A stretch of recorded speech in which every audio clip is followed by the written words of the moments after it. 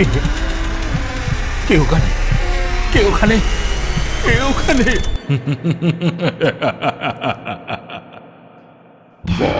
ভুতুরে যেখানে জীবিত সব চরিত্র।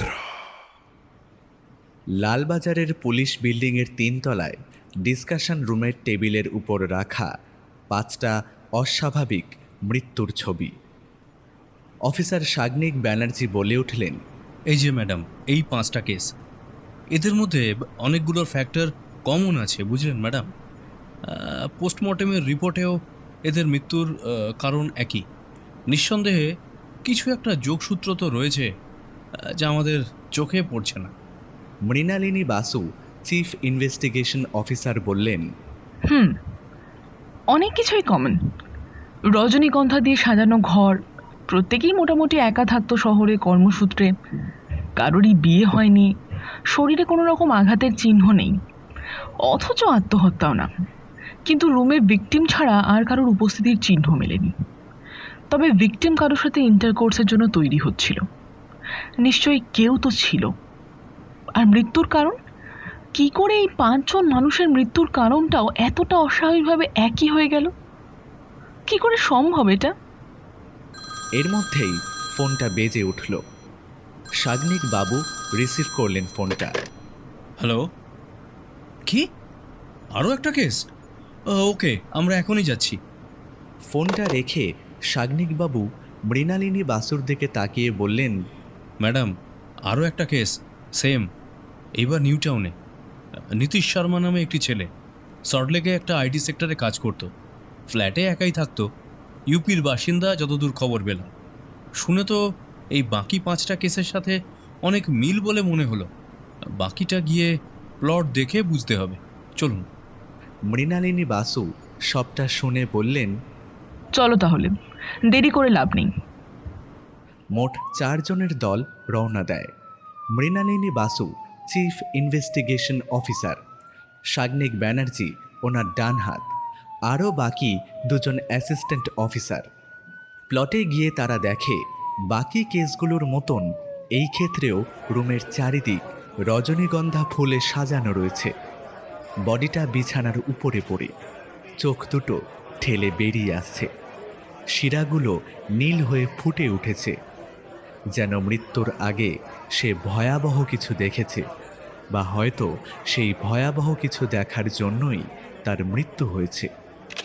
দেখছো সাগ্নিক, পুরো একই কেস, সেই রজনীগন্ধা, ভিকটিমের একই দশা।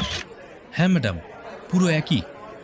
মৃণালিনী বাসু সেখানে উপস্থিত একজন লোকাল থানার পুলিশকে বললেন, বডি ইমিডিয়েটলি পোস্টমর্টমের জন্য পাঠান। বলুন যত তাড়াতাড়ি সম্ভব রিপোর্ট দিতে। আর আশেপাশের লোকেদের বয়ান নিলেন? পুলিশ অফিসারটি উত্তর দিলেন, হ্যাঁ ম্যাডাম, বয়ান নিয়েছি, কিন্তু তারা তো কাউকেই আসতে বা যেতে দেখেনি। আর ওই ছেলেটি একাই থাকতো ফ্ল্যাটে। আমি ইভেন ওই সিসিটিভি ফুটেজও চেক করলাম, ছেলেটাকে একাই ঘরে ঢুকতে দেখা গেল, তার আগে বা পরে কেউ ঢোকেনি। ট্রেনে বসে সোমের মনে পড়ল তার ছোট বোন তার সাথে মশকরা করে বলেছিল, দাদা কলকাতায় গিয়ে বৌদিমণির খোঁজ পেলে খবরটা কিন্তু আগে আমাকেই দিস। এই কথা মনে পড়তেই সে মুচকি হাসতে লাগে। তার সামনে এক ব্যক্তি খবরের কাগজ পড়ছে, তার দিকের পাতাটায় সোমের চোখ পড়ল। শিরোনাম, এবার নিউ টাউনে রজনীগন্ধা কেস। ভোর হয়ে গেল ট্রেনের মধ্যে, একটুও ঘুমোয়নি সে। এই প্রথম গ্রাম ছেড়ে বেরিয়েছে, উত্তেজনার চোটে তার ঘুম একেবারে উড়ে গেছে। 5:30টার মধ্যেই ট্রেন হাওড়া স্টেশনে ঢুকে গেল। সে ইউটিউবে দেখেছিল স্টেশন থেকেই পায়ে হাঁটা দূরত্বে রয়েছে মল্লিক বাজার ফুল মার্কেট, বোধহয় বাংলার সবথেকে বড় ফুলের বাজার। এত ভোরে হোস্টেলে গিয়ে কি করবে, তাই সে আগেই স্থির করে নিয়েছিল স্টেশন থেকে বেরিয়ে ফুলের বাজার দেখতে যাবে, তারপর কিছু খেয়ে দিয়ে হোস্টেলের দিকে রওনা দেবে। যেমন ভাবা তেমন কাজ, তাই করল সে। ফুল কে না ভালোবাসে, সোমেরও খুব প্রিয়। বিশেষ করে রজনীগন্ধার সুবাস তাকে মাতাল করে দেয়। সে অবাক হয়ে যায় এই ভেবে কি অদ্ভুত মায়া এই ফুলের, এত লাশ সময়ই আবার মৃত্যু পরেও সহযাত্রী। মল্লিক ঘাট ঢোকার শুরু থেকেই কত ফুলের আনাগোনা। রাত 2টো থেকে বাজার বসে এখানে, সেই সন্ধে 6টা অবধি। মানুষজনও ঠিক ঠিক করছে, কাল অমাবস্যা, বহু জায়গায় কালী পুজো হবে, তাই এত ভিড়। সোম চারিদিকে দেখতে লাগলো, ফুলের মালা, গোছা, রিদ, কত কি যে কেনা বেচা হচ্ছে, লোকে কিনছেও পাল্লা দিয়ে। দর কষাকষি চলছে সব জায়গায়। পাশ দিয়ে এক বাচ্চা মেয়ে হাতে লাল গোলাপের গোছা নিয়ে সোমের জামাটা ধরে পিছন দিয়ে দাদা দাদা বলে ডাকতে লাগলো। দাদা, ও দাদা, দাদা, একটা গোলাপ নাও না, একটা গোলাপ নাও, তোমার গার্লফ্রেন্ডকে দিও, খুব খুশি হবে। সোম একটু হেসে বলল, গার্লফ্রেন্ড তো নেই, কাকে আর দেব। আচ্ছা, দাম কত? বেশি না, মাত্র 5 টাকায় একটা দিচ্ছি, এই নাও, দেখবে ঠিক দেওয়ার মতো মানুষ পেয়ে যাবে। সোম হাসি মুখে নিয়ে নিল গোলাপখানা, তবে গোলাপ না, তার চোখ অন্য কিছু খুঁজছে। এত রঙিন ফুল, অনেকের নামও সে জানে না, তবে রজনী কোথায়? তার এত প্রিয় রজনী, তাকেই কোথাও দেখছে না। তীক্ষ্ণ দৃষ্টিতে যখন সে রজনীকে খুঁজছে, পাশ দিয়েই এক রজনীগন্ধায় ভরা টেম্পো চলে যায়। রজনীর সুবাস পেয়েই সোম সেই দিকে ফেরে। নিশ্চয়ই এই টেম্পো যেদিকে যাচ্ছে সেদিকেই রজনীগন্ধার মার্কেট হবে। ভিড় বলে টেম্পোটাও যাচ্ছে আস্তে আস্তে। সোমও টেম্পোটার পিছন পিছন চলতে লাগলো। পথ যেন শেষই হচ্ছে না, এই গলি ওই গলি চলেই যাচ্ছে। সোমের মনে হলো ইচ্ছে করে যেন তাকে ঘোরানো হচ্ছে, এইসব চক্রান্ত। রজনী এত সহজে তাকে ধরা দেবে না, তাই তার ধৈর্যের পরীক্ষা নিচ্ছে। সোমও নাছোড়বান্দা, সেও এক মুহূর্তের জন্য টেম্পোর পিছন ছাড়েনি। পথে যতই জুঁই, কামিনী, বেল আসুক, তার চাহিদায় শুধু রজনী আর রজনী। সময় যে 8টা হয়ে এলো, পেটে কিছু পড়েনি, হোস্টেলেও তো তাকে যেতে হবে, সেই সব খেয়ালই নেই তার। অবশেষে অনেক আকাশ পাতাল করার পর টেম্পোটা একটা গলিতে এসে থামল।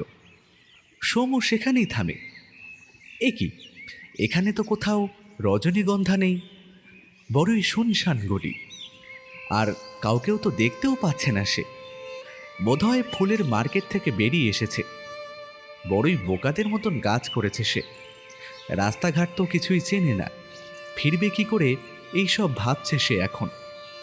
সোম হেঁটে হেঁটে এগিয়ে যেতে লাগলো, যদি কাউকে দেখতে পায় তবে তাকে রাস্তা জিজ্ঞেস করবে। সে এইসব ভাবতে লাগে, কি অদ্ভুত গলি রে বাবা, কোনো কোলাহলই কানে আসছে না, যেন সমস্ত শহর থেকে বিচ্ছিন্ন এক জায়গা, এত নিথর, এত শান্ত। বেশ কিছুটা এগিয়ে যেতে এক মহিলাকে দেখতে পায় সে।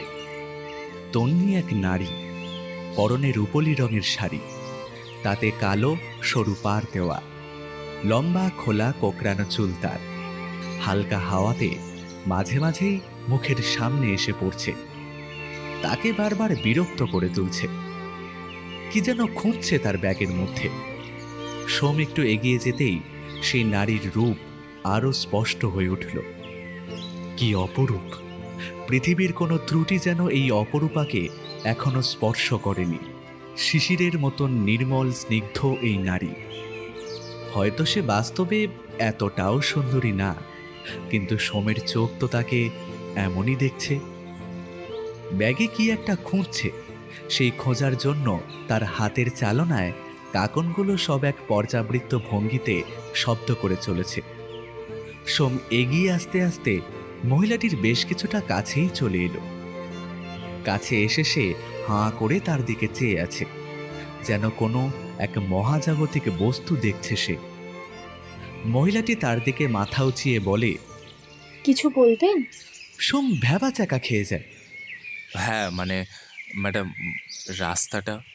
হ্যাঁ, রাস্তায় কি হয়েছে, চেনেন না নাকি? হ্যাঁ, আমি এ শহরে নতুন, তাই রাস্তা গুলিয়ে ফেলেছি। হ্যাঁ, দেখেই আন্দাজ করতে পেরেছি আমি। তো যাবেন কোথায় বলুন? হোস্টেল যাব। ধুর মশাই, অ্যাড্রেস বলুন। শহরে শুধু একটা মাত্র হোস্টেল নেই। ব্যাস, কেল্লা ফতে। এতক্ষণ সোম যাও বা নিজেকে সামলে কথা বলছিল, সেই অপরূপার হাসিখানা দেখে তো সে পুরো ক্যাবলা। আরে এই, শুধু তাকিয়েই আছে, কিছু বলুন, অ্যাড্রেসটা বলুন, না হলে বলবো কি করে কোন রাস্তায় যাবেন। আচ্ছা, ঝামেলা তো। না মানে হোস্টেলটা যেন কোথায়, হ্যাঁ মনে পড়েছে, 49/1 হাজরা রোড, কলকাতা 700019, ক্যালকাটা ইউনিভার্সিটির বয়েজ হোস্টেল। ও, বুঝেছি বুঝেছি। চলুন, ওপারে যেতে হবে। ওপারে মেন রোড, ওখান দিয়ে বাস পাবেন। আমিও ওদিক দিয়েই বাসে উঠবো। চলুন। যেতে যেতে মহিলাটি গল্প করতে থাকে। আরে দেখুন না, এত গরম।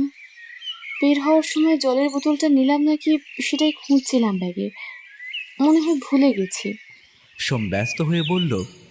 ও হ্যাঁ, আমার কাছে জল আছে, দাঁড়ান। সে তার ব্যাগ থেকে জলের বোতলটা তাকে দিল।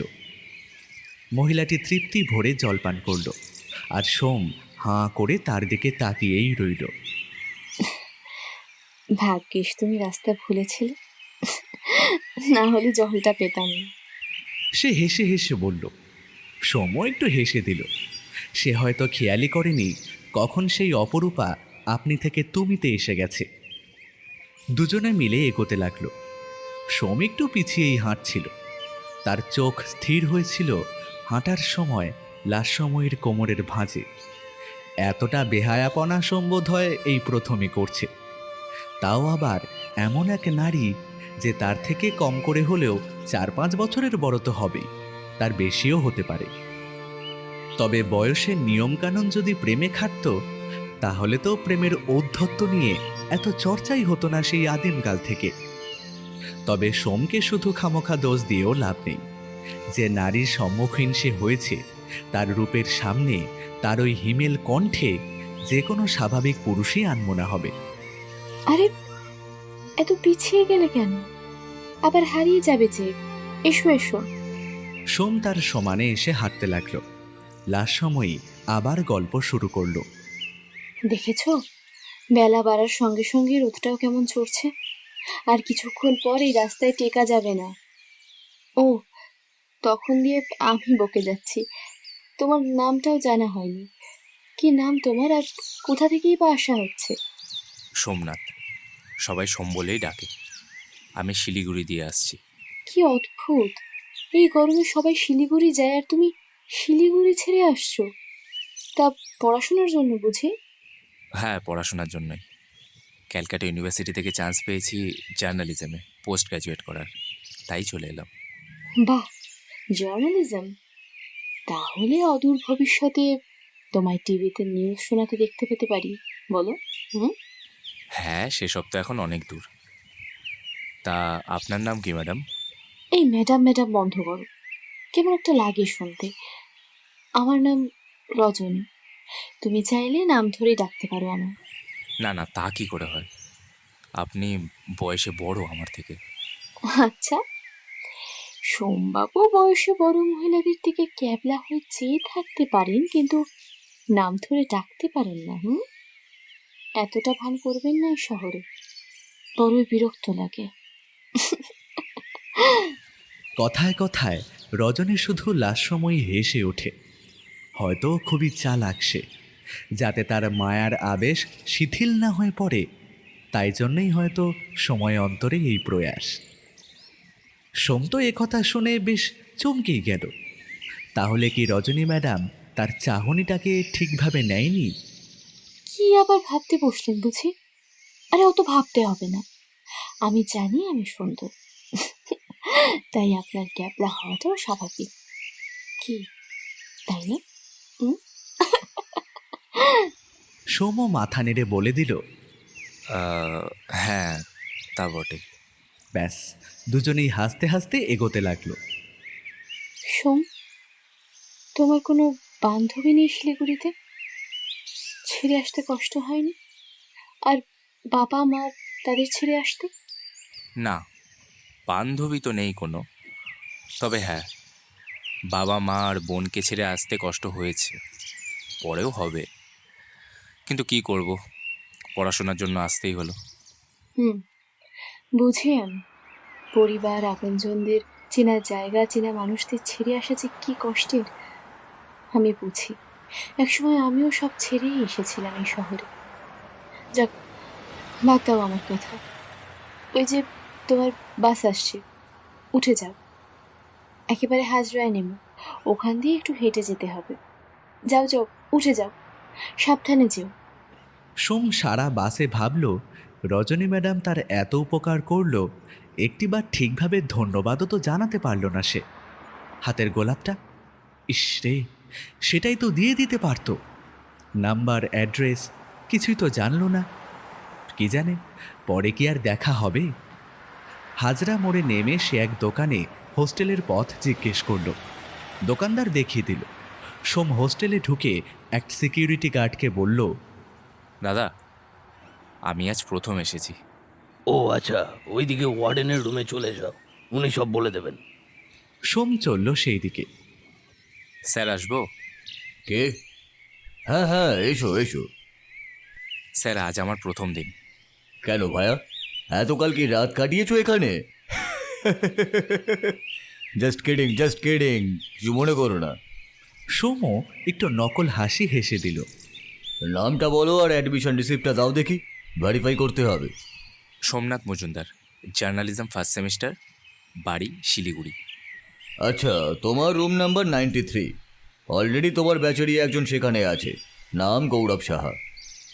আর যেটা বলার শোনো, সারাদিন যে চত্বরে ইচ্ছা থাকো, রাত 9:30টার মধ্যে ঢুকে যেতে হবে, আর সকাল 6টার আগে বেরোনো যাবে না। আর খাওয়া দাওয়া কখন কি হবে তোমার রুমমেটের কাছ থেকে একবার জেনে নিও, সে তোমাকে ভালো করে বুঝিয়ে দেবে। আর হ্যাঁ, যেটা বলার দরকার সেটা বলে দিচ্ছি, হোস্টেলে কিন্তু no smoking and no drinking. যদিও কেউ মানে না, এমনকি আমি নিজেও না। ওই লালটু, শোন, নতুন এসেছে, রুম নাম্বার 93, যা ওকে নিয়ে যা। আর তুমি যা, ওর সঙ্গে যাও, ও নিয়ে যাচ্ছে। সিঁড়ি দিয়ে উঠতে লাগে তারা। এই যে তোমার রুম। একটা ছেলে রুমের ভিতরে বিছানার উপর হাতে একখানা বই নিয়ে বসেছিল। সোমকে দেখে বলল, আরে সোম ভাই, এসো এসো। আরে তোমারই তো অপেক্ষায় ছিলাম পার্টনার। সোম বলল, হ্যালো, তুমি গৌরব? হ্যাঁ, আমি গৌরব। লালটু বলে উঠল। হ্যাঁ, এতদিন গৌড় একাই ছিল, এবার নিতাইও চলে এলো। গৌরব তিরিং করে উত্তর দিল, আরে ধুর, কি যে বলেন না, ও তো সোমনাথ। ঠিক আছে, আমি এলাম তাহলে, সব বুঝিয়ে দিও সোমবাবুকে। হাসতে হাসতে লালটু চলে গেল। গৌরবের মুখেও একটা চাপা হাসি। গৌরব, কি বোঝাতে বললো উনি? সোম কৌতূহলের সাথে জিজ্ঞেস করে। আরে উনি না, উনি হলেন দাদা, আমাদের সিনিয়র দাদা লালটুদা। আর ওই সব বোঝাবুঝির অনেক সময় আছে, সবে তো এসেছো ভাই, আস্তে আস্তে বুঝবে, তা অত তাড়া কিসের? সোম ধীরে ধীরে হোস্টেলে মানিয়ে নেয়। এরকমভাবে বেশ কিছুদিন কেটে যায়। তার ক্লাসও শুরু হয়ে গেছে। ক্যাম্পাসে, হোস্টেলে বেশ বন্ধুও হয়েছে সোমের। সুযোগ পেলেই শহরের আনাচে কানাচে বেরিয়ে পড়ে, কখনো বা একা, কখনো বা বন্ধুদের সাথে। প্রায় 1 মাস হতে এলো। সন্ধ্যায় সোম বেরিয়েছিল একটু পায়চারি করতে। গৌরব একটু নিজের বাড়িতে গেছে, ওর বাবার শরীরটা একটু খারাপ হয়েছে।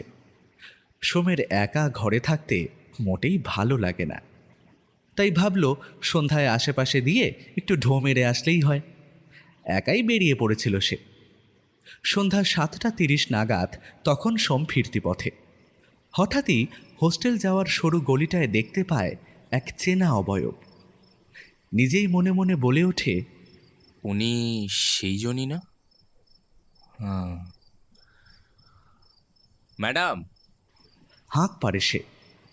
ম্যাডামও পিছন ফিরে সোমকে দেখে এগিয়ে আসে। আরে সোম যে, তো আবার কি রাস্তা হারিয়েছো নাকি? অনেকদিন পর বলো। হ্যাঁ ম্যাডাম, সেদিন তো আপনাকে ঠিক মতন ধন্যবাদও জানাতে পারলাম না। সোম, বড্ড ফুলো মন দেখছি তোমার। বলেছিলাম না ওসব ম্যাডাম ফ্যাডাম নয়, নাম ধরে ডাকবে। এই যে, নামটা মনে আছে তো? হ্যাঁ, মনে আছে, রজনী। এই তো, মনে আছে তাহলে। যদি এক পলকের জন্য কেউ আপনাকে দেখে, সে আর আপনাকে ভুলবে না। বাবা, ছেলে তো ফ্লার্ট করতেও শিখে গেছে দেখছি। এত কিছু যখন শিখেই গেছে, তো এবার আপনি থেকে তুমিতে চলে এসো। আচ্ছা, ঠিক আছে। আপনি এ শহরে আমার প্রথম পরিচিত। দেখো, আবার আপনি। এরম চলতে থাকলে এই পরিচিত কিন্তু খুব তাড়াতাড়ি প্রাক্তন পরিচিত হয়ে যাবে। দুজনের কথা যেন শেষই হচ্ছিল না। রজনী আর সোমের আলাপ যেন দুজনের দিক থেকেই বহু প্রতীক্ষিত ছিল। রজনী সোমকে এতটা মনে রেখেছে, আর সোমও নতুন শহরে এসে এত কিছু দেখে রজনীকেই এত ভেবেছে, রজনী তাকে সবথেকে বেশি আশ্চর্য করেছে। ভাবনায় এত জটিলতা থাকলেও দুজনের মধ্যেকার আলাপ কিন্তু বহু সাধারণ। ঠিক দুজন সমবয়সী বন্ধুদের মধ্যে যা হয়, কিছু প্রশ্ন, কিছু উত্তর, মাঝে মধ্যেই হাসির ঝিলিক, একে অপরের দোষগুণ ভাগ করে নেওয়া, এইসব। তাদের এভাবে কথা বলতে দেখে কেউ বলবে না যে তাদের আলাপের এই মাত্র দ্বিতীয় দিন। এই রে, দেখেছো, কথা বলতে বলতে সময় কখন বয়ে গেছে। তোমাকেও তো ফিরতে হবে হোস্টেলে। হ্যাঁ, 8টা বেজে গেল। যা রে। আচ্ছা শুনুন না, যদি নম্বরটা পাওয়া যেত। কাল সন্ধ্যায় 7টার সময় ঠিক এখানেই থাকবো। এসো কিন্তু, বাকি গল্পগুলো হবে। ঠিক আছে, আমি 7টায় চলে আসব। পরের দিন ঠিক 7টা বাজার 10 মিনিট আগেই সেই গলিতে সোম উপস্থিত হয়ে গেল। বড় কষ্ট করে অপেক্ষা করেছিল সারাটা দিন ধরে। চারিদিকে তার অস্থির চোখ দিয়ে চেয়ে চেয়ে দেখছে সোম। রজনী যে কোন দিক থেকে আসবে, কাঁচা বয়স তো বোঝেনি, সন্ধ্যার প্রহর পার হলেই আকাশ জুড়ে রজনী নামবে। 7টা বেজে 15 মিনিট। সোম সবে বাদিক থেকে ডান দিকে ফিরেছে। বাদিক থেকে একজন তার কাঁধে হাত দিল। সোম ভয় পেয়ে পিছনে ফিরে রজনীকে দেখে স্বস্তির নিঃশ্বাস ফেলল। এই, কে? ও, আপনি আপনি কখন এলেন? আমি তো বুঝতেই পারলাম না। ভীতু কোথাকার! কিরম ভয় দেখালাম? সোমবাবু যে এত ভীতু, আগে তা বুঝিনি। না না, আপনি হঠাৎ করে ছুলেন, তাই একটু ঘাবড়ে গেছিলাম। আপনি এদিক দিয়ে এলেন, টেরই পেলাম না। তা পাবে কি করে? সারাক্ষণ কি এত ভাবতে থাকো? পড়াশোনার খুব চাপ নাকি? না কারোর প্রেমে পড়লে? সোম যে মোটেও ভীতু না, তা তার উত্তরেই সে বুঝিয়ে দিল। যদি বলি আপনারই প্রেমে পড়েছি। রজনী গাল লাল করে হাসতে লাগলো। যদি বলি আমি বিবাহিত? সে না হয় মন ভাঙবে একটু, কিন্তু প্রেম কমবে না। ওরে বাবা, এত ভালোবাসা! তা এত ভালোবাসা যখন, আপনি থেকে তুমিতে আসা হচ্ছে না কেন? সরি, একদম ভুলে যাই, আর হবে না। এইভাবে তাদের গল্প অল্প অল্প করে এগোতে লাগে। রোজ সন্ধ্যায় তারা দেখা করতে লাগলো। কোনোদিন হাঁটতে হাঁটতে কালীঘাটের দিকে যেত, কোনোদিন রাসবিহারী মোড় থেকে রবীন্দ্র সরোবরের দিকে বাঁক নিত। কোনো বাঁধন ছিল না, আর না ছিল কোনো উদ্দেশ্য। শুধু একে অপরের সাথে থাকা, এই সময়টুকু সব ভুলে নিজেদের রাগ, দুঃখ, জয়, পরাজয় সবটুকু ভাগ করে নেওয়া। রোজ সন্ধ্যায় তারা দেখা করতে শুরু করল। গৌরব তো অনেক দিনই ফিরেছে। একবার সে সোমকে জিজ্ঞেস করে, কি রে ভাই, কি খবর তোর? রোজ রোজ কোথায় বেড়াতে যাওয়া হচ্ছে? আর এই, কার সাথে রে? সোম কথাটা উড়িয়ে দিয়ে উত্তর দেয়, ধুস, কি যে বলিস না। তুই তো ছিলিস না, তো আমি একা একা কি করব, তাই একটু হাঁটতে বেরোতাম। আর ওই এখন অভ্যেস হয়ে গেছে আর কি। গৌরব খুব ভালোই বুঝতে পারে যে সোম কথা লুকাচ্ছে, কিন্তু সে আর কিছু জিজ্ঞেস করেনি। সোম যদি বলতে চায় তো সে নিজে দিয়েই বলবে। সেদিন সন্ধ্যায় দুজনে কথা বলতে বলতে অনেকটাই দেরি হয়ে যায়। প্রায় রাত 10টা বেজে যায়। সোম বলে, হোস্টেলে তো আর ঢুকতে পারবো না। যা রে, সময়ের খেয়ালই ছিল না একদম। রজনী বলে, আরে চিন্তা করো না, তোমায় রাতে একা ফেলে যাব না। চলো আমার সাথে আমার বাড়ি। এমনিও এতদিন মিলছি আমরা, তোমায় আজ অবধি আমার বাড়ি দেখালাম না। না না, তোমার বাড়ির লোক আবার কি ভাববে? ধুস, এরম হয় নাকি? কেউ কিচ্ছু ভাববে না। তোমায় বলেছিলাম না যে আমি একা থাকি? আহ, কিন্তু দেখো, এরম ভাবে মানে কি নিজের উপর ভরসা নেই নাকি আমার উপর? উফ, সে কখন বললাম আমি? আচ্ছা ঠিক আছে, চলো। আমি গৌরবকে একটা মেসেজ করে দিচ্ছি যে আজ রাতটা আমি একটা বন্ধুর বাড়িতে কাটাচ্ছি। হ্যাঁ, জানিয়ে দাও। রজনী তাকে নিজের বাড়িতে নিয়ে আসে, সূর্য সেন স্ট্রিট, কালীঘাট। সোম, বসো তুমি, আমি তোমার জন্য কিছু বানাই বরং। খিদে পেয়েছে নিশ্চয়? সোম দেখে অবাক হয়ে গেল, সারা ঘরটা রজনীগন্ধা ফুল দিয়ে সাজানো। কি ভাবছো এত? ফুল দিয়ে সাজানো কেন? ধরো তুমি আসবে বলে তাই। আসলে আমার রজনীগন্ধা খুব ভালো লাগে, তাই মাঝে মধ্যে কিনে এনে ঘর সাজাই। একা থাকি তো, কিছু একটা করে সময় তো কাটাতেই হবে। বেশ সুন্দর লাগছে, কিন্তু আমার থেকেও বেশি বুঝি। সেটা তো সম্ভবই নয়। আচ্ছা রজনী, হুম, বলো, শুনছি। সব সময় তো আমার ব্যাপারেই বলে যাও, এবার নিজের ব্যাপারে কিছু বলো। তোমার পরিবারের লোকজন কোথায়? তুমি বিয়েই বা করনি কেন? হ্যাঁ হ্যাঁ, বলছি সব, কিচ্ছু লুকোবো না সখা। দাঁড়াও, এই নাও, আপাতত কফি খাও। রজনী সোমের পাশে বসল। ছোট করেই বলছি, আমি গ্রামের মেয়ে, বাড়ি কুলপিতে, ওখানেই বেড়ে ওঠা। সব ঠিকই চলছিল, মা বাবা, আমার একটা ছোট ভাইও আছে।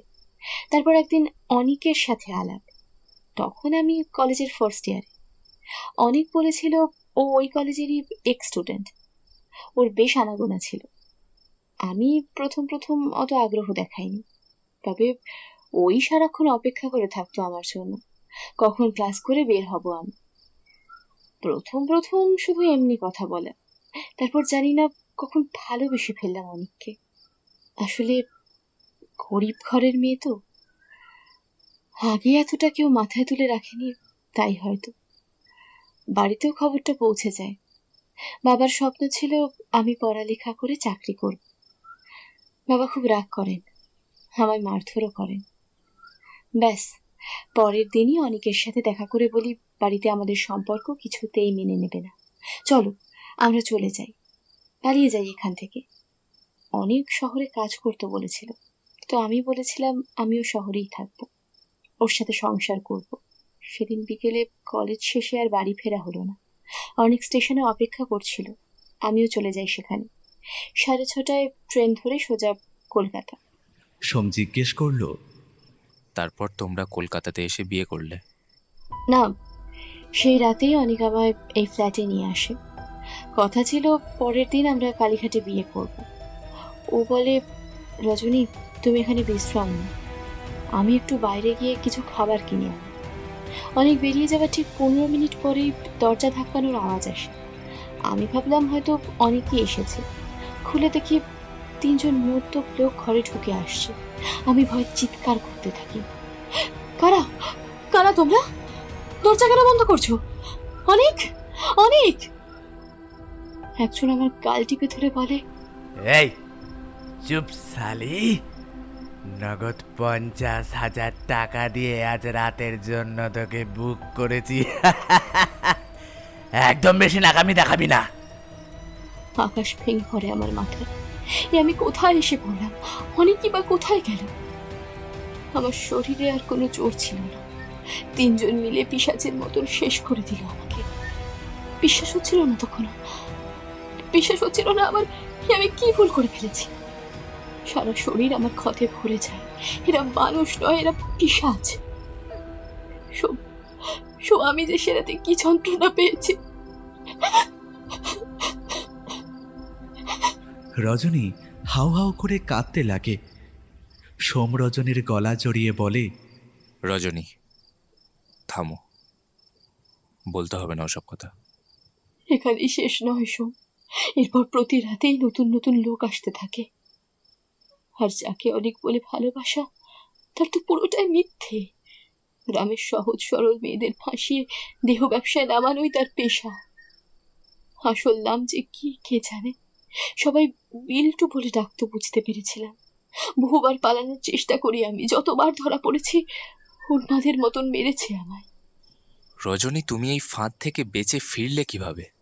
ফিরেছি শোন, শুধু এটুকুই বলতে পারি, বেঁচে না মরে জানি না। থাক, শুনলে তো, এই জন্যই বলতে চাইনি। এবার ঘেন্না করবে তুমি আমায়? কখনো না। তোমায় আমি আগে যা ভাবতাম, এখনো তুমি আমার কাছে তাই। তোমার অতীত আমার তোমার প্রতি ভাবনায় কোনো পরিবর্তন আনতে পারবে না, কখনো নয়। অনেকদিন পর একটা মানুষ পেয়েছি, কাছের মানুষ। আমায় একটু তোমার বুকের মাঝে থাকতে দাও, সরে যেও না।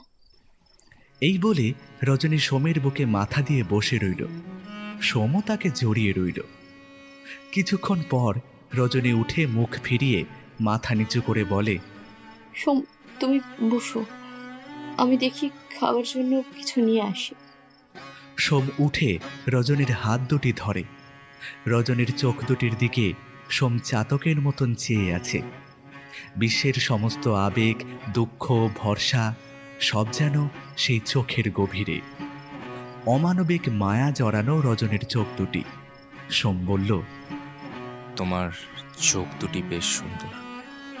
রজনী খিলখিল করে হেসে একটু লজ্জার ভান করে উত্তর দিল, ধুস, এ কথা আগেও অনেক শুনেছি, তবে তারা সবাই আমার সমবয়সী বা একটু বড়ই হবে।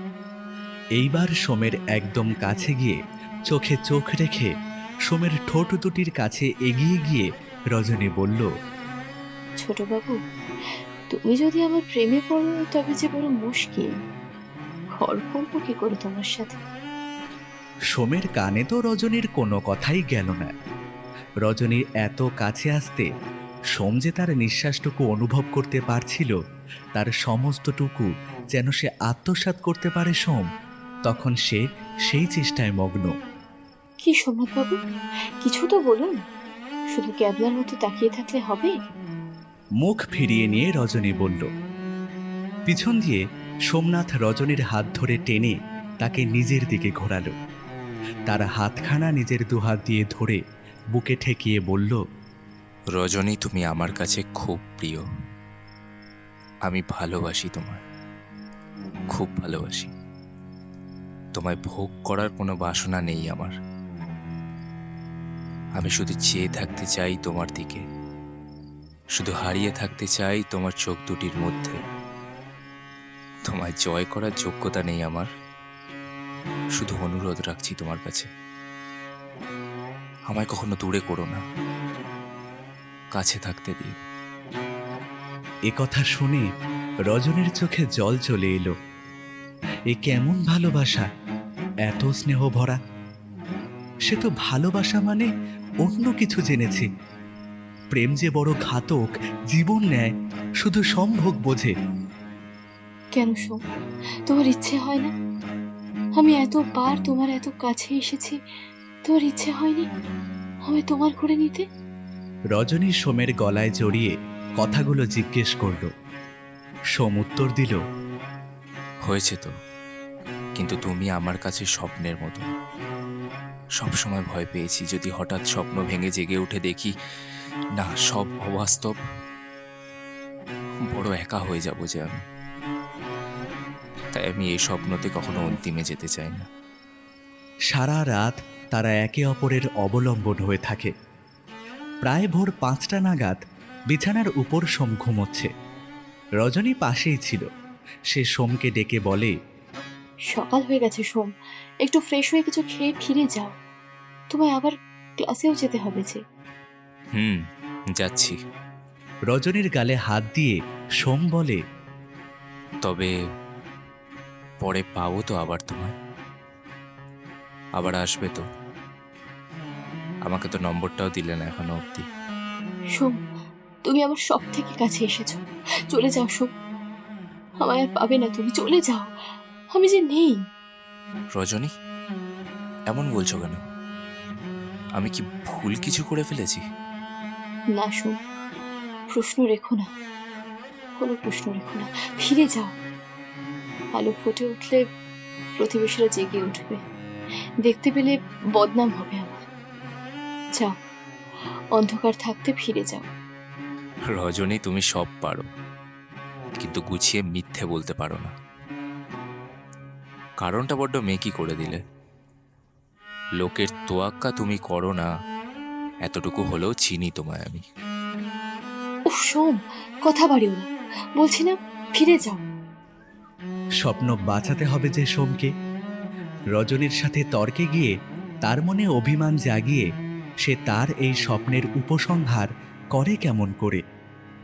তাই সে আর কিছু বলল না। বাইরে এখনো আলো ফোটেনি। রজনী মুখ ফিরিয়ে দাঁড়িয়ে রইল। সোম বেরিয়ে গেল। তবে সোমের বিশ্বাস রজনী আবার আসবে তার কাছে, তার সাথে কথা বলতে, তার একাকিত্ব ভাগ করে নিতে। রজনীর বাড়ির গলি দিয়ে হেঁটে যাচ্ছে সোম। নিঝুম গলি, পুরো অন্ধকার। তার গলি দিয়ে বেরিয়ে ডান দিকে বাঁক নিতেই সেইখানে এক চায়ের রেক আছে। ভোরবেলা দোকানদার সবে রেক খুলবে বলে তৈরি হচ্ছে। কয়লার উনুন ধরিয়েছে। চারিদিক সাদা ধোঁয়ায় ছেয়ে গেছে। ওই গলি দিয়ে সোমকে বেরোতে দেখে দোকানদার অবাক হয়ে সোমের মুখের দিকে চেয়ে থাকে। সোমও তা খুব ভালোই টের পায়। মনে মনে ভাবতে থাকে, নিশ্চয়ই সেই ব্যক্তি ভাবছে কোনো দুশ্চরিত্র রাত কাটিয়ে ফিরছে। তাতে তার কিছুই যায় আসে না। রজনীর নাম তো আর প্রকাশ পায়নি, তার কোনো বদনামও হবে না। সূর্য সেন লেন অবধি হেঁটে আসতে আসতে চারিদিক আলো হয়ে গেছে। সোম ভাবল, এত সকালে হোস্টেলে গেলে ওয়ার্ডেন প্রশ্ন করে তার মাথা খেয়ে নেবে, বরং সে একটু দেরি করে ওই 9টা নাগাদ ঢুকবে। জিজ্ঞেস করলে বলে দেবে সে তো সকালেই বেরিয়েছিল প্রাতঃভ্রমণ করতে। শহরে এসে রজনীর পাল্লায় পড়ে কথা বানাতে ভালোই শিখে গেছে সোম। আপাতত উদ্দেশ্যহীনভাবেই হাঁটতে লাগলো। হাঁটতে হাঁটতে তার মনে বড্ড অস্থিরতা চলছে। রজনীর কথাগুলো বড্ড ভাবাচ্ছে তাকে। রাতটাও কেমন যেন ঘোরের মধ্যেই কেটে গেল। এত জটিলতা রজনীকে নিয়ে সে অনেক ভেবেও কোনো কুল খুঁজে পাচ্ছে না। আনমনা হয়ে হাঁটতে হাঁটতে ব্যাস সামনে দিয়ে একজন বাইকের হর্ন মারছে, সে আর শুনতে পায়নি। বাইকটা দিল সোমের ডান পাশে ধাক্কা। বাইকওয়ালা উল্টে পড়ল আর সোমও ছিটকে কিছুটা দূরে গিয়ে পড়ল। লোকজন এসে সোমকে ধরে তুলল। ওদিকে বাইকওয়ালা তার উপরও বেশ কজন চোটপাট শুরু করে দিয়েছে। সোমের ডান পায়ের হাঁটুটা বাজেভাবে কেটে গেছে। পায়ের পাতার উপরে বেশ গভীর ক্ষত হয়েছে, তবে মাথায় লাগেনি এই যা রক্ষে। সেখানকার স্থানীয় দুজন তাকে পাশেই এক নার্সিংহোমে নিয়ে যায়। সেখানে একজন বলে, বাবা, বলছি তোমার বাড়ির লোকেদের খবর দাও, তারা আসুক। সোম বলল, না কাকু, আমি তো এখানে হোস্টেলে থাকি, বাড়ি তো শিলিগুড়ি আমার। সেখানে জানলে বেকার চিন্তা করবে।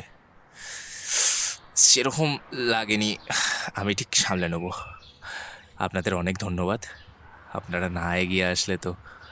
ও আরে না না, বিপদ কি আর আগাম নোটিশ দিয়ে আসে বাবা? আচ্ছা, বলছি বাড়িতে বলিস না, বেকার তোর বাবা মা চিন্তা করবে। তবে এখানে কেউ আত্মীয় বা বন্ধু বান্ধব তো আছে তোর, তাদেরকেই খবর দে। তুই তো মনে হচ্ছে না একা যেতে পারবি এই অবস্থায়। হ্যাঁ, আমার হোস্টেলের বন্ধুকে জানাচ্ছি। আমার ফোনটা পকেটে ছিল। এই তো, এই তোর ফোন।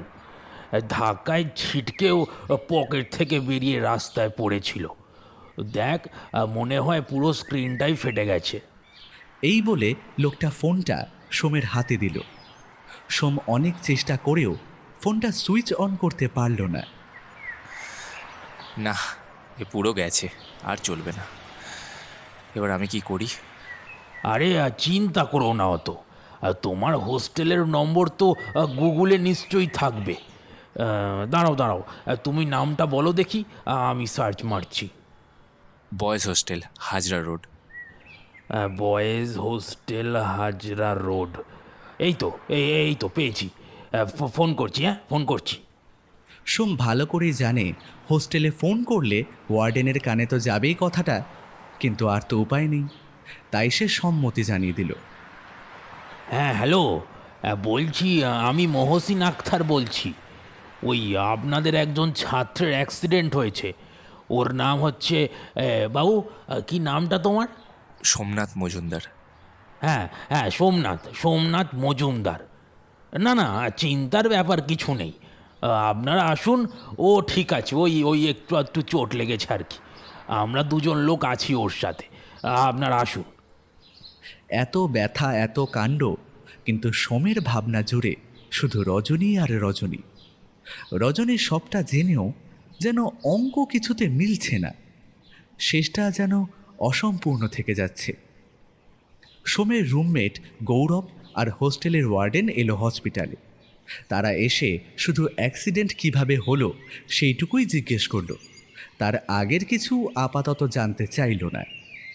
প্রয়োজনীয় ট্রিটমেন্ট করে সোমকে হসপিটাল থেকে ছেড়ে দেয়।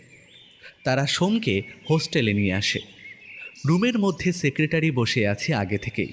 সোমকে দেখেই প্রশ্ন করে, সারা রাত কোথায় কাটিয়েছো?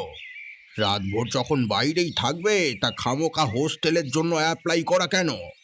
কি করতে যে এরা সব আসে, যত সব উটকো ঝামেলা। সোম চুপচাপ মাথা নিচু করে সব শুনে যাচ্ছে। আসার পথেই ওয়ার্ডেন ওকে বলে দিয়েছিল সেক্রেটারি আসছে, রকচটা লোক, যা বলবে চুপচাপ শুনে নিতে। এই ছেলে, চুপ করে আছো যে, কোথায় ছিলে সারা রাত? না মানে রজনী। কি রজনী? কি কোনো মেয়ের পাল্লায় পড়লে নাকি? পাশ দিয়ে গৌরব বলে ওঠে, আরে না না স্যার, রজনীকান্ত আমাদের বন্ধু তো। কাল তোর দিদির বিয়ে ছিল আর ও তো সেখানেই গিয়েছিল, সেই উত্তর কলকাতা বেলেঘাটা, তাই আর ফিরতে পারিনি।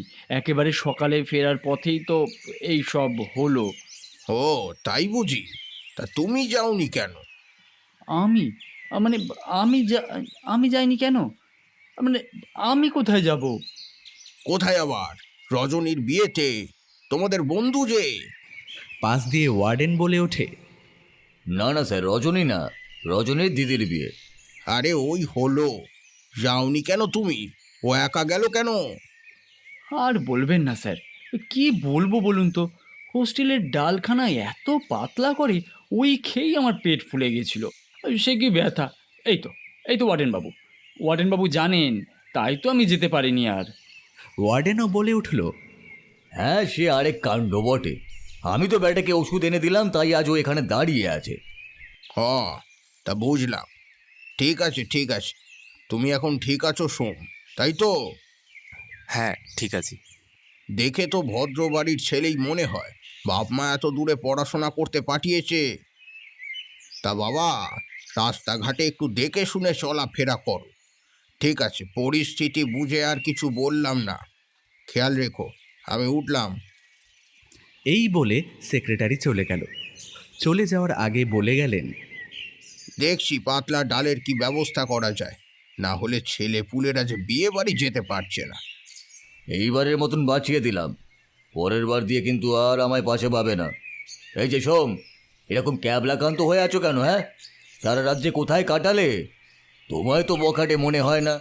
কোনো কি ভুল সঙ্গে পড়নি তো? আরে কে রে? এই ছোকরার কানে কথাই ঢুকছে না নাকি? হাঁ করে কোথায় তাকিয়ে আছে কে জানে। সোম বলে ওঠে, রজনী। কি কি বলে রজনী? এই সোম, কি রজনী করছিস তখন থেকে? না মানে রজনীকান্তের এক্সকিউজ হেব্বি ছিল ভাই। থ্যাংক ইউ ওয়ার্ডেন স্যার, আপনি না সাথে থাকলে আজ আমায় ব্যাগ গোছাতে হতো। প্রশ্নের উত্তরটা দিলে না সোম।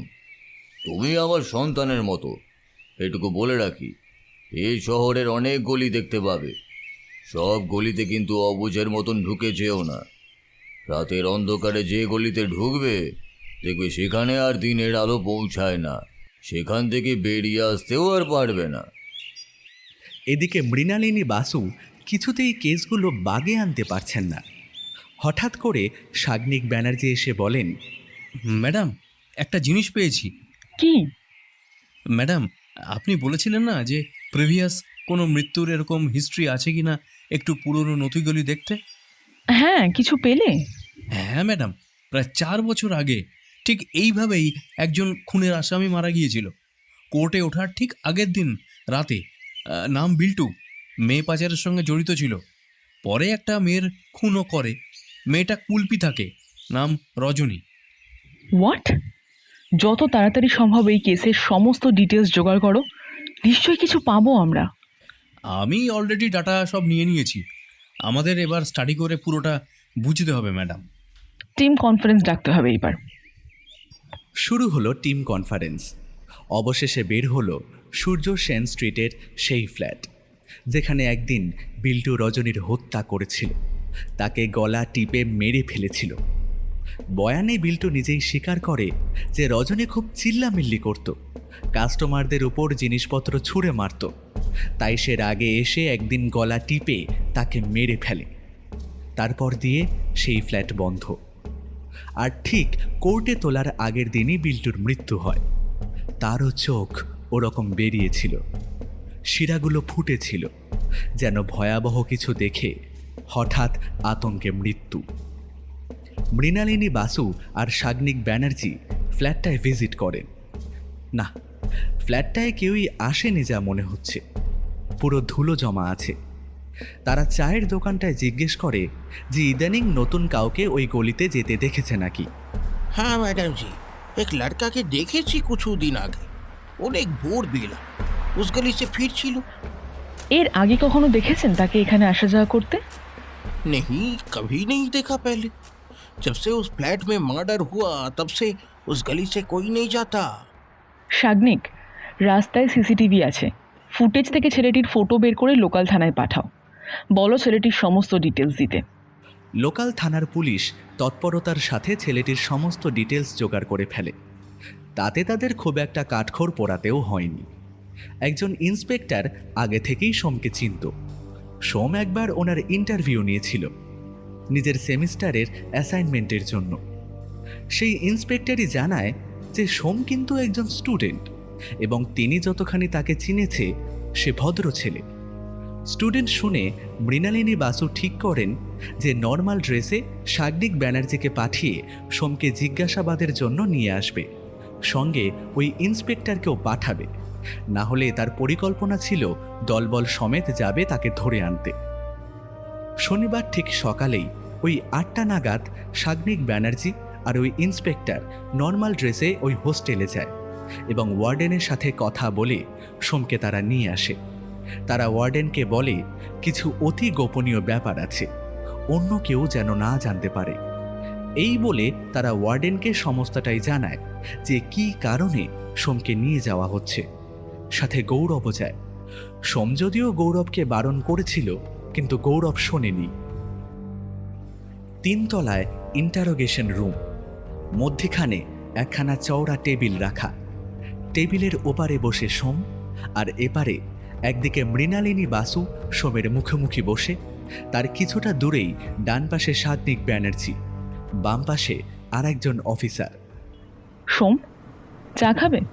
না ম্যাডাম, আমি চা খাই না। বেশ, দেখো ঘাবড়ানোর কিছু নেই। আমরা যা যা জিজ্ঞাসাবাদ করব তুমি সে বিষয়ে কি জানো বা সরাসরি না জানলেও তোমার ধারণা কি তা আমাদের স্পষ্টভাবে বলবে, ব্যাস। দেখো সোম, তুমি 22শে এপ্রিল সারা রাত সূর্য সেন স্ট্রিটের একটি ফ্ল্যাটে কাটিয়েছ, রুম নাম্বার 132। জানো ফ্ল্যাটটা কার? হ্যাঁ, রজনী দস্তিদারের। তুমি নিশ্চিত যে ফ্ল্যাটটি রজনী দস্তিদারের নামে? কার নামে সেটা ঠিক জানি না, তবে রজনী সেখানে একাই থাকে। তার বিয়ে তো হয়নি, আর বাড়ি কুলপিতে। রজনীর পেশা কি, মানে টাকা কিভাবে উপার্জন করে সে? রজনী একটি এনজিওর সাথে যুক্ত, ওখান দিয়ে ওকে যা পে করে তাতেই ওর হয়ে যায়। এইগুলো সব তোমায় রজনী নিজে বলেছে? হ্যাঁ, রজনীই বলেছে সবটা। সোম, একটু প্রথম থেকে শুরু করি। রজনীর সাথে তোমার আলাপ কিভাবে, একদম শুরু থেকে বলো। সেদিন প্রথম শহরে আসি। ভোরের বেলা হাওড়া স্টেশন থেকে নেমে মল্লিক ঘাটে যাই ফুলের বাজার দেখব বলে। এরকমভাবে সোম শুরু থেকেই সবটা খুলে বলতে থাকে। অদ্ভুতভাবে রজনীর সাথে তার আলাপ, তাদের ঘন ঘন দেখা করা, রজনীর জীবনের সেই ব্যথা। আর কিছুদিন আগেই 22শে এপ্রিল রজনীর ফ্ল্যাটে কাটানো সেই রাত। মৃণালিনী বাসু সবটা মন দিয়ে শুনলেন। তাহলে সেই রাতে শুধুই কনফিউশন হচ্ছিল, তোমাদের মধ্যে কোনো রকম ঘনিষ্ঠতা তৈরি হয়নি? সোম একটু হেসে বলল, ঘনিষ্ঠতা মানে কীরকম? দেখুন, আমি রজনীর সব থেকে কাছের মানুষ, আর রজনী আমার, ব্যাস। আমি শারীরিক সম্পর্কের কথা বলছি, যেটা রজনী ম্যাডামের পেশা ছিল। এত কিছু বলেছে, এটা লুকিয়ে গেল আপনার সব থেকে কাছের মানুষ? কি বলছেন আপনি? রজনী এসব কিছু করে না। সোম বেশ উচ্চস্বরেই বলল। মৃণালিনী বাসু একটু হেসে বললেন, রজনী এসব কিছু আর করে না, সেটা আর সম্ভব নয়। সোম, সেদিন রাতে ফ্ল্যাটে তুমি আর কে ছিলে, এবার সত্যিটা বলো। মানে আমি তো বললাম আমি আর রজনী, ব্যাস। তোমার পুরো গল্পে রজনী বলে কাকে ডাকছো তুমি, যে এতগুলো মার্ডার করেছে? একজন স্টুডেন্ট তুমি, কেন এত বড় কেসে নিজেকে ইনভলভ করলে? সোম চমকে গিয়ে বলল, কি মার্ডার? কি বলছেন আপনি? আমি তো কিছুই বুঝছি না। কাকে লুকোবো আমি? আর রজনী ছাড়া কাকেই বা চিনি? সোম, বোকা হওয়ার ভান করো না। রজনী থাকতে পারে না, এটা সম্ভব নয়, তা তুমি ভালো করে জানো। কাকে রজনীর পরিচয় দিচ্ছ? রজনী থাকতে পারে না কেন? মৃণালিনী বাসু রেগে গিয়ে টেবিল চাপড়িয়ে বললেন, because Rajani Dastidar was dead. 4 বছর আগে ওই ফ্ল্যাটেই খুন করা হয়েছিল। বিল্টু তাকে খুন করে। নিশ্চয়ই বিল্টুকে চেনো তুমি? সোম কিছুক্ষণ স্থির হয়ে থাকে, তার সমস্ত গায়ে কাঁটা দিয়ে ওঠে। সে উত্তর দেয়, কি? না, এ সম্ভব নয়। মিথ্যে মিথ্যে বলছেন আপনি, আমি বিশ্বাস করি না। সোম, রজনীকে গ্রাম থেকে প্রেমের ফাঁদে ফেলে শহরে নিয়ে সে দেহ ব্যবসায় নামানো হয়। সেখান থেকে সে বারবার পালানোর চেষ্টা করলে কালীঘাটের ওই সূর্য সেন স্ট্রিটের ফ্ল্যাটেই এক রাতে তাকে হত্যা করে তার প্রেমিক বিল্টু। তারপর থেকে ওই ফ্ল্যাট বন্ধ ছিল। ওই ফ্ল্যাট তো দূর, ওই অ্যাপার্টমেন্টেই কেউ থাকে না আর। দেখো দেখো রজনীর ডেড বডির ছবি। রজনীর ডেড বডির ছবি নিয়ে মৃণালিনী বাসু সোমের সামনে ছুড়ে দেয়। এই কি সেই তোমার কাছের মানুষ রজনী? চিনতে পারছো? সোম থ হয়ে ছবিটা দেখতে দেখতে বলে, রজনী? এটা কি করে সম্ভব? হ্যাঁ, এই সেই রজনী। এইবার বুঝছো আমি কেন বলছি যে রজনী থাকতে পারে না? মৃণালিনী বাসু সিগারেটে এক টান দিয়ে বলে, যাও, ফিরে যাও। আর হ্যাঁ, সাবধানে থেকো। কাছের মানুষ অবধি ঠিক আছে, ঘনিষ্ঠতায় যেও না। আমার নাম্বারটা নাও, কোনো রকম প্রয়োজনে কল করতে পারো। যাও, চলে যাও, তোমায় আর ডাকা হবে না। সোম উঠে আস্তে আস্তে বেরিয়ে যায়। তার সারা শরীর থরথর করে কাঁপছে, ঘামে ভিজে গেছে সে। ম্যাডাম, ছেলেটিকে ছেড়ে দিলেন? ছেলেটি সব সত্যিই বলছে। তাছাড়া ওকে ধরার মতো কোনো এভিডেন্স নেই আমাদের কাছে। তাহলে কেসগুলোর কি হবে? এর তো কোনো কুল নেই দেখছি। মৃণালিনী বাসু সিগারেটটা ছুঁড়ে ফেলে বিরক্ত হয়ে বললেন, লিখতে তো পারবো না ভূতে মার্ডার করেছে, কিন্তু আনফর্চুনেটলি ঘটনাটা তাই। তুমি রক্তনিশির কথা শুনেছো সাগ্নিক? রক্তনিশি? সেটা কি ম্যাডাম? আমার এক পরিচিত দাদা অকাল্ট নিয়ে গবেষণা করে, বুঝেছো? আমার কেন জানি না প্রথম থেকেই মনে হচ্ছিল এই কেসটা আর 5টা সাধারণ কেসের মতো স্বাভাবিক নয়। এর মধ্যে কিছু একটা অলৌকিক ব্যাপার আছে। বিশেষ করে খুনের প্যাটার্নগুলো দেখো। আমি সেই দাদাকে এই পুরো কেসটা শোনাই। উনি তখন এই রক্তনিশির ব্যাপারে আমায় বলেন। মৃণালিনী দেবী থামেন, ফের বলেন, কোনো মেয়ে যদি তার উপর শারীরিক নির্যাতনের ফলে প্রচণ্ড আক্রোশ নিয়ে মৃত্যুবরণ করে, তখন সে পরিণত হয় এক ভয়ঙ্কর অপশক্তিতে। একেই বলে রক্তনিশি। ঠিক নিশি ডাকার মতোই সাধারণ মানুষকে এরা ভুলিয়ে নিয়ে যায়, তারপর তাকে নৃশংসভাবে হত্যা করে। মানুষের রক্ত এদের প্রধান খাদ্য, তাই এই অপশক্তির নাম রক্তনিশি। বিশ্বাস করা কঠিন হলেও সব দেখে আমার মনে হয় এই রক্তনিশির আবির্ভাব ঘটেছিল আমাদের শহরে, এবং সে আর কেউ না, রজনী দস্তিদার। কি বলছেন ম্যাডাম? এ কি সম্ভব? তাহলে ওই ছেলেটাকে রজনী মারলো না কেন? আর আপনি আবির্ভাব ঘটেছিল বলছেন কেন? সে কি এখন আর নেই? মৃণালিনী বাসু গম্ভীর হয়ে যায়, তারপর বলে, এই ব্যাপারে আমারও খটকা আছে। তবে কি মনে হয় জানো, যতটুকু শুনলাম মনে হলো রজনীর আত্মা মুক্তি পেয়েছে। আপনার কেন এমন মনে হলো? মৃণালিনী হাসেন। কারণ এই বোকা ছেলেটা রজনীকে সত্যি ভালোবেসে ফেলেছিল। রজনী তো আর কিছু চায়নি সারা জীবন, শুধু ভালোবাসা চেয়েছে, আর বদলে পেয়েছে এত আঘাত। সে কারণে সামান্য ভালোবাসাই হয়তো ওকে এই অভিশপ্ত জীবন থেকে মুক্তি দিয়েছে। সত্যিকারের ভালোবাসা কি পারে না সাগ্নিক? দেখলে না, ছেলেটা বলল রজনী ওকে ওর কাছে আসতে দেয়নি, তাড়িয়ে দিয়েছে। এর মানে রজনী এতদিন যে ভালোবাসা চাইছিল, শেষমেশ এই ছেলেটার থেকে সেটা পেয়েছে। সেই জন্য ওকে দূরে ঠেলে দিয়েছে ও। যতই অপশক্তি হোক, এক সময় তো সে নারী ছিল, আর এক নারীর মন যদি আমি সামান্য হলেও বুঝি, তবে আমার বিশ্বাস এই শহরে আর খুন হবে না।